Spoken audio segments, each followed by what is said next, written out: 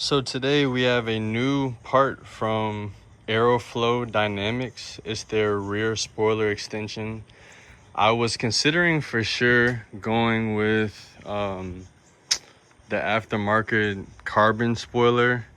But when I came across this new product, I figured, save a little money and still get a pretty cool look. So this part was, I think, 180.